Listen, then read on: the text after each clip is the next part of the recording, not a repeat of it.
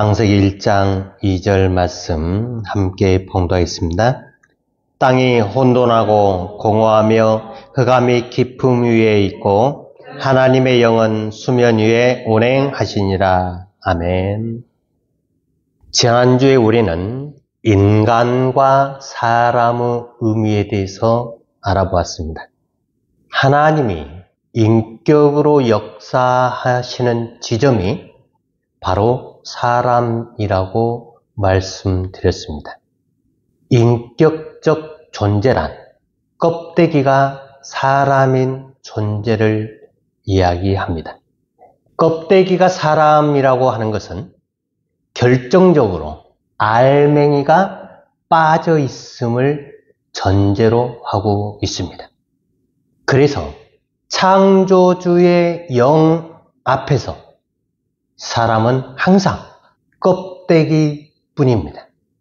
그것은 알맹이가 창조주의 영으로 채워져야 하기 때문에 그렇습니다.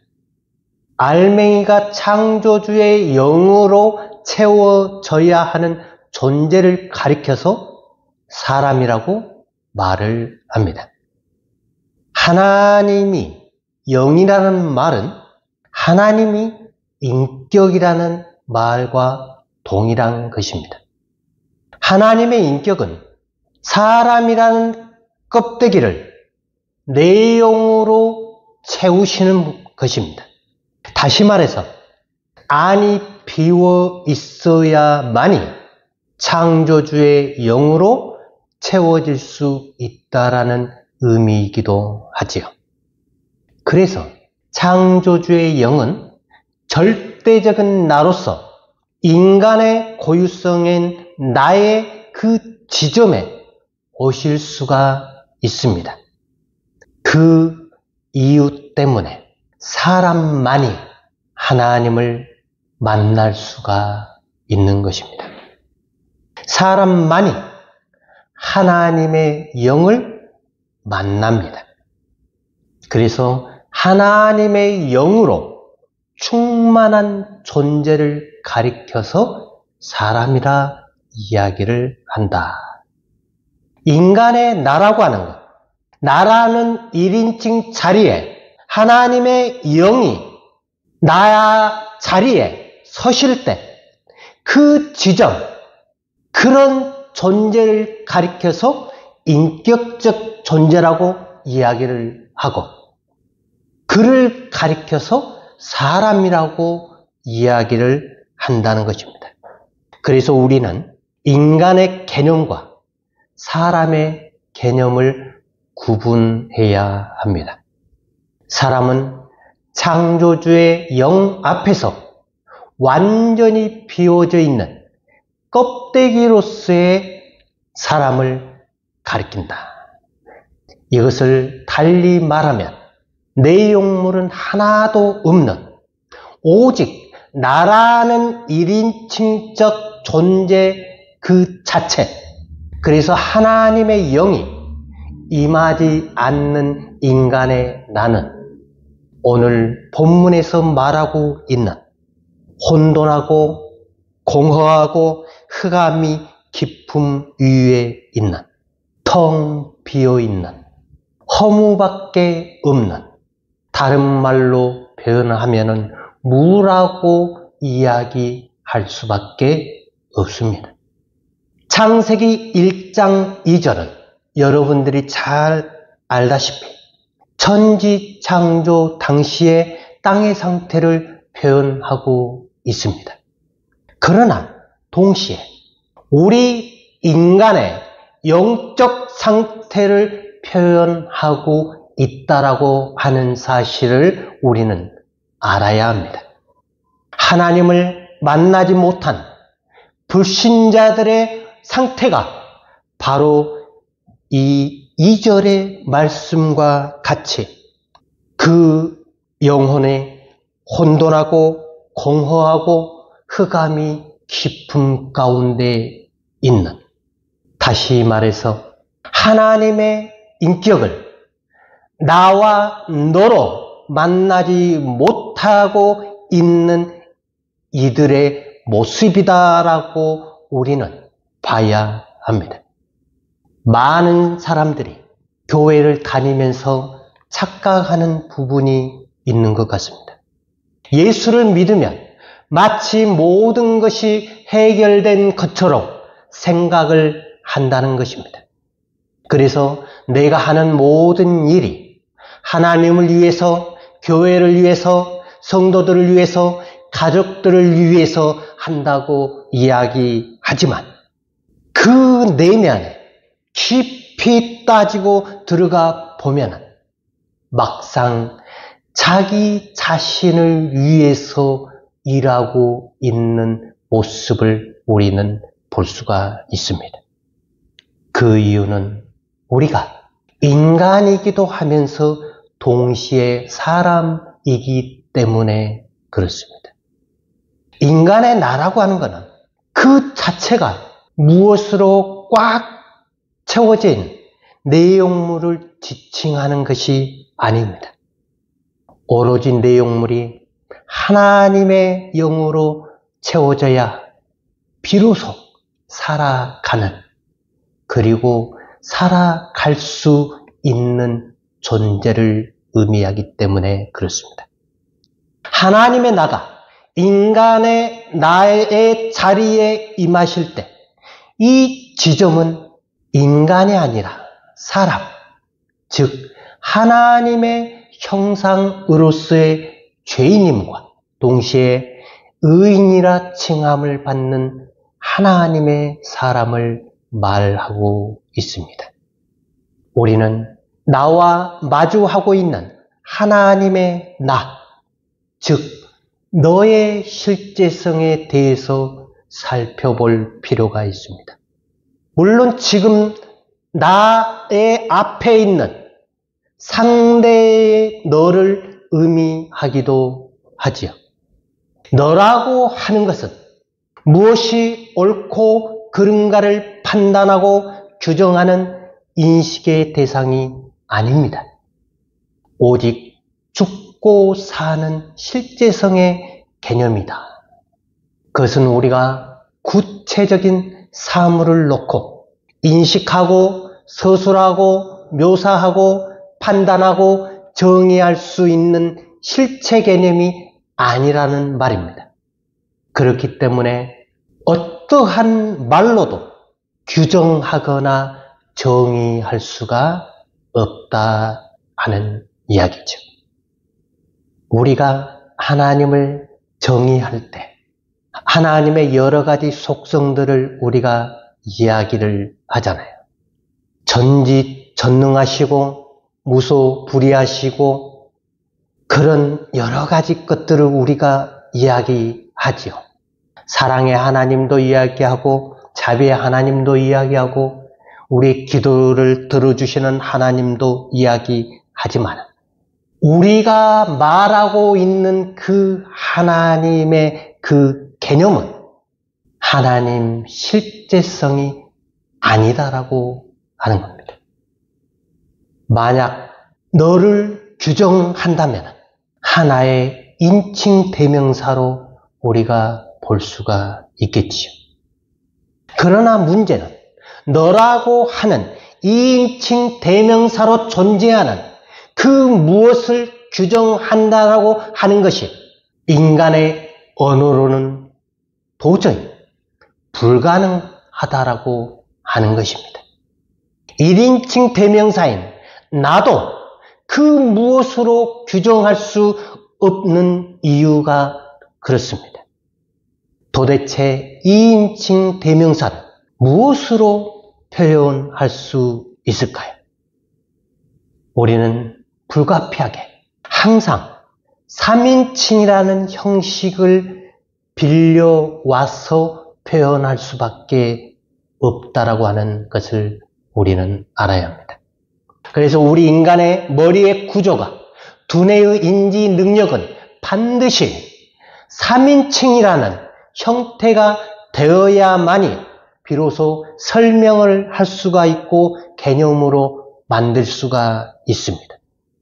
우리의 두뇌는 1인칭과 2인칭을 설명할 수가 없다고 하는 처음부터 한계를 가지고 있습니다.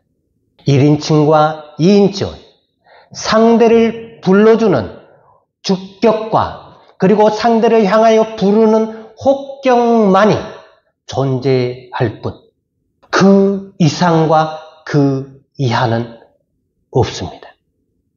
그래서 우리 인간의 인식하고 사유하는 모든 것들은 처음부터 3인칭을 생각하고 사유하고 인식하고 있는 우리 정신의 작용이다 하는 겁니다. 우리 인간이 만든 모든 언어는 3인칭만을 사용해서 발설되고 말해야 하는 근본적인 한계를 가지고 있다. 언어를 우리 인간의 정신이 창조하였는데 3인칭만 사용하여 말할 수밖에 없다라고 하는 점은 그 언어를 창조한 인간의 정신이 이미 3인칭적인 존재이기 때문에 그렇습니다. 이 3인칭이라고 하는 말은 죽은 사물을 지칭할 때 사용하는 인칭 대명사입니다. 그것, 나, 너를 제외한 나머지 모든 것은 다 3인칭, 그것입니다. 그래서 3인칭은 죽은 사물을 표현합니다. 정확하게 표현하자면 생명을 죽은 사물이라고 놓고 표현을 한다라고 하는 것입니다. 다른 말로 우리는 살아있는 생명을 죽이는 작용을 하고 있다라고 하는 것입니다. 1인칭과 2인칭의 관계에서 일어나는 생명의 관계는 나와 너의 관계에서 일어나는 그 생명의 관계는 하나님과 나와의 관계에서 일어나고 있는 그 하나님의 은혜와 사랑을 우리는 다른 사람에게 설명을 할 때 3인칭으로밖에 묘사할 수밖에 없고 서술할 수밖에 없고 기술할 수밖에 없기 때문에 분석하고 판단하고 종합할 수밖에 없기 때문에 우리는 살아계신 하나님을 만난 그 사건을 죽여가지고 상대에게 전달을 하는 거기에는 이미 생명이 사라져버린 그것을 우리는 간증이라고 표현을 하고 있지요. 그 간증은 이미 살아계신 하나님이 사라져버린 죽은 것을 가리켜서 전달을 하는데도 불구하고 마치 우리는 거기에 목을 매는 듯한 인상을 우리는 가지고 있습니다. 3인칭으로 묘사하는 모든 것들은 본질적으로 과거라고 하는 시제에 머물러 있습니다. 과거라고 하는 것은 지나간 현재로서 더 이상 생명이 없는 상태를 이야기합니다. 다시 말해서 생명을 상실한 상태를 이야기한다라고 하는 것입니다. 생명을 상실한 상태인 그 과거 시제를 가지고 우리는 모든 것을 인식하고 판단하고 해석하고 그것을 다른 사람들에게 가르치고 있다라고 하는 겁니다. 그 말은 인간은 이미 죽은 자로서 과거의 속에 살고 있는 자로서 우리의 인간의 상태는 혼돈하고 공허하고 흑암이 깊은 곳에 있는 텅 비어버린 무의 세계에 살고 있는 우리의 삶이다라고 하는 것입니다. 그렇게 살고 있음에도 불구하고 우리는 마치 살아있는 것처럼 사람들 앞에서 그렇게 행하고 있습니다. 이미 죽은 자로서 하나님 앞에서 죄 있는 자로서 있음에도 불구하고 하나님의 은혜가 아니면, 하나님이 순간순간 우리에게 인격적으로 다가오시지 아니하면 우리는 말 그대로 창세기 1장 2절의 말씀과 같이 그러한 삶을 살고 있다라고 하는 사실을 우리는 망각을 하며 살아가고 있다. 하나님이 순간순간 우리에게 은혜를 주셔야만이 우리는 생명을 연장하며 살 수가 있습니다. 하나님의 은혜가 아니면 우리는 도무지 사람으로서의 구실을 하고 살 수가 없습니다. 인간으로서 이 세상과 관계하며 살아가고 있는 동안에는 하나님을 절대로 만날 수 없다라고 하는 사실입니다. 그럼에도 불구하고 하나님과 나와의 관계, 1인칭과 2인칭의 관계, 나와 너와의 관계는 실제적인 현재와 직결되어 있다라고 하는 것을 우리는 알 필요가 있습니다. 하나님과의 만남은 오직 나와 너의 인격적인 만남이라는 사실은 곧 인간의 영적 존재가 분명하다는 사실을 전제로 하고 있기 때문에 인간은 이미 하나님으로부터 창조함을 받을 때 하나님 자신과 영적 관계를 할 때만 참다운 인간, 즉 피조물로서의 사람 또는 인격적 존재가 되도록 창조되었다는 사실입니다. 그래서 하나님은 우리의 인식 구조로는 도저히 설명 불가능하다.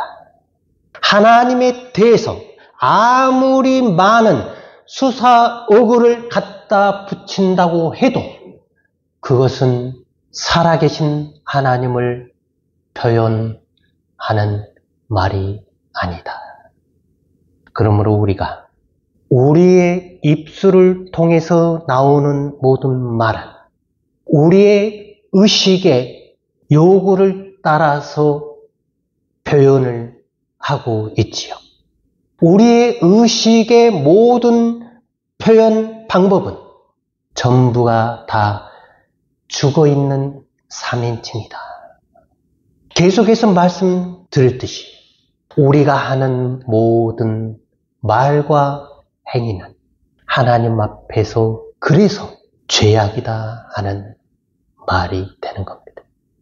우리는 하나님 앞에 모든 것을 하나님 앞에 드리는 그러한 표현이라 할지라도 하나님 앞에서는 우리의 어떠한 행위도 죄악된 행위이다.